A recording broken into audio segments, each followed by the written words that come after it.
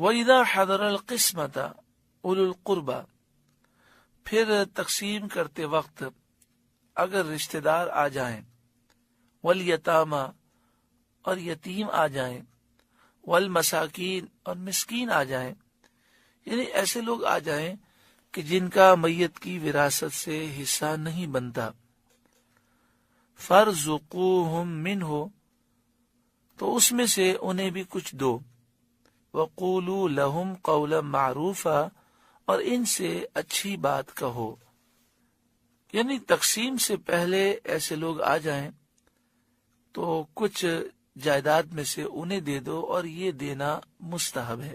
وَقُولُوا لَهُمْ قَوْلًا مَّعْرُوفًا، اور ان سے اچھی بات کہو، یعنی ان سے عذر پیش کرو تو اچھے انداز میں پیش کرو، ان سے وعدہ کرو تو اچھائی کا وعدہ کرو، اور انہیں دعائے خیر دو، ان سے معذرت کرو۔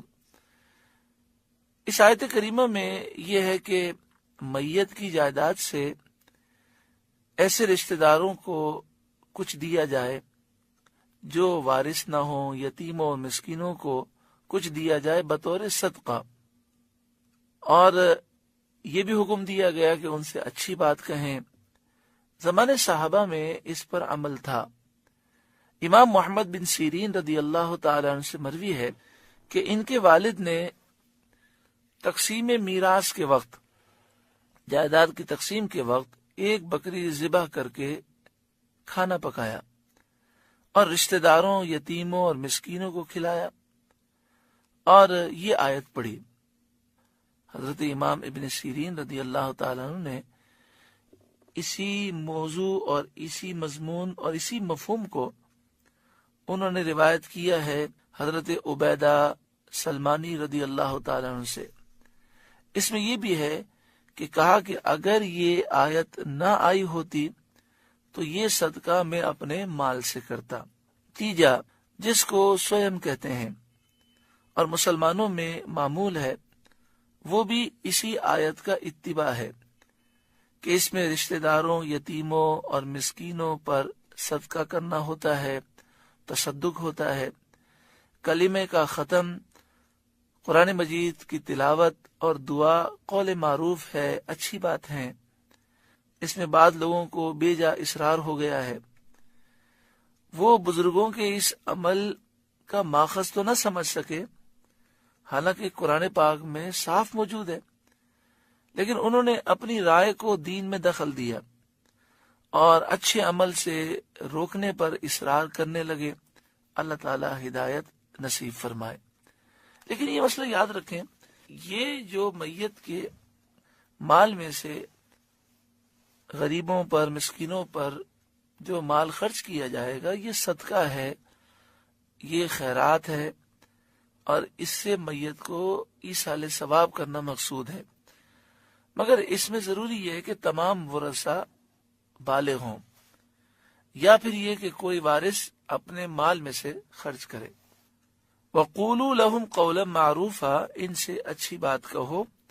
آگے ارشاد فرمایا وَلْيَخْشَ الَّذِينَ لَوْ تَرَكُوا مِنْ خَلْفِهِمْ ذُرِّيَّةً ضِعَافًا خَافُوا عَلَيْهِمْ، اور ڈریں وہ لوگ اگر اپنے بعد ناتواں اولاد چھوڑتے تو ان کا کیسا انہیں خطرہ ہوتا۔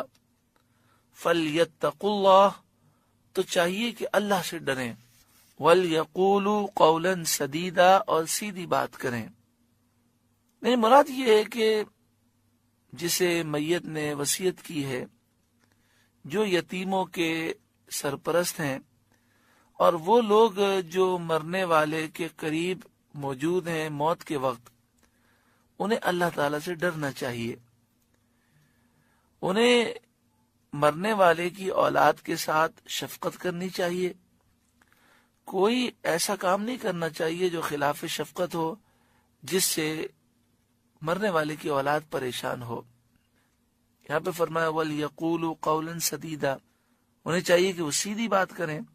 تو ان کی سیدھی بات تو یہ ہے کہ مرنے والے کو وہ یہ مشورہ دیں کہ آپ اللہ کی راہ میں مال خرچ کریں، جائز اور اچھی وصیتیں کریں، اور اتنے مال میں سے کریں جس سے اولاد تنگ دست نہ ہو، وہ غریب نہ ہو جائے۔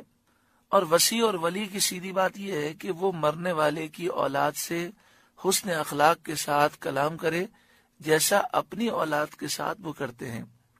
اس آیت کریمہ میں یہ فرمایا گیا کہ ان لوگوں کو ڈرنا چاہیے اور سوچنا چاہیے کہ اگر یہ دنیا سے جا رہے ہوں اور ان کے بچے چھوٹے چھوٹے ہوں تو انہیں اپنے بچوں کی کتنی فکر ہوگی۔ تو جو اس دنیا سے چلا گیا اس کے چھوٹے چھوٹے بچے ہیں، تو ان یتیم بچوں کا تم خیال رکھو، ان کے مال کی حفاظت کرو، ان کے حقوق ادا کرو، اور اپنے بچوں کی طرح انہیں سمجھو۔ اللہ سے ڈرو کہ یہ وقت تمہارے اوپر بھی آ سکتا ہے۔